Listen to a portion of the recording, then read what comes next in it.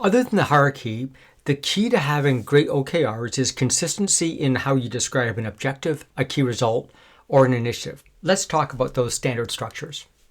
In terms of objectives, what we're looking for is simplicity. All we're interested in is the verb and outcome. So in the healthcare sector, it might be something like ensure exceptional care. That's it. We want to keep it short because it's going to be on dashboards and all over the place. I don't need long words that are going to occupy the screen. But more importantly, we want to be clear about what is the outcome. What is it that your customer wants from you? Now, the hint here is think of it in terms of your customer, not the ultimate customer. So you might be human resources and you've got a bunch of internal customers, what your internal customers want. If it's external, what's that specific external customer want from you? Sometimes it's hard to figure out what they want. So think of the actions you do and ask yourself the question, why, 5 times. Why am I doing this? And ultimately, you'll come out with the outcome that you're comfortable with. Now, a couple of points to think about. Thing 1 is don't include your target because that's going to be covered in the key result of the initiatives later, and they're 2 separate things. The objective might transcend 2 or 3 quarters, but the target might change every quarter, or even vice versa. Secondly, don't use the word and or have commas, slashes, and so on, because what that means is you really have multiple objectives.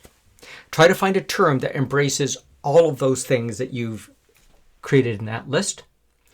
And then finally, include the objective, even if you don't currently know how you're going to measure it. Like you're not going to get rid of an objective because you can't figure out how to measure it. You're just going to have to figure out how to measure it later. Now, there's a bunch of additional elements you need to think about that I'm not going to read here. You can take a look at it yourself, but who's the owners, what's it aligned to, what's the time span, what are the multiple teams, what are permissions, who can see this, and so on. Tags so you can slice and dice your data, descriptions. Keep that simple, just what and why. Building element number 2. Key results. Now, key results are about run the business activities, things that happen daily. And those are typically measured with a number, a hard number. So for example, the structure always is unit of measure, time, target, date.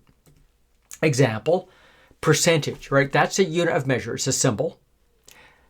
The name, the target, and the date.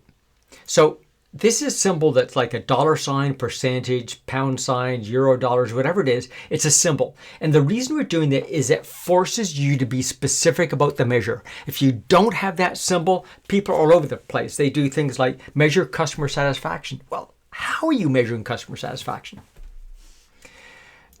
The measure is what is the exact metric that's being used. The target are typically things like reach a number, decrease from X to Y, increase from A to B, stay above a certain value, stay below a certain value. And then, of course, what is the date? What's the target date that must be achieved? Again, if you use this structure, it ensures that you'll always have consistency in how you describe a key result, no matter who creates that key result. So that standard is super important. A couple of key points. You're trying to clarify what is the trend of that key result. Secondly, the targets are likely to change every quarter. Now, even within that quarter, you can time phase it if you want. Standard additional elements, permissions, check-in, multiple, single owners, multiple owners, aligned to timing, teams, and descriptions. Finally, initiatives. Initiatives are things that you do today to make tomorrow better. So those are activities that change the business. So these are typically projects, and they're not reported with numbers. So things like project name, quarter milestone. So implement Epic, quarter 2, we're going to have the launch plan approved. And again, it's just simply what is the name of the project and when's it going to get done. And we're looking for the furthest milestone that quarter. So you might have a project that goes on multiple quarters or multiple years. We're not measuring it against that long-term outcome. That's too far away.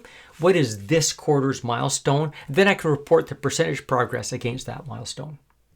Hints here are, you need to set a threshold below which you're going to record this in Planner or some other tool, above which is important for executives to look at. And those thresholds are probably either dollars, head count, or even things that leadership labels to be strategically important.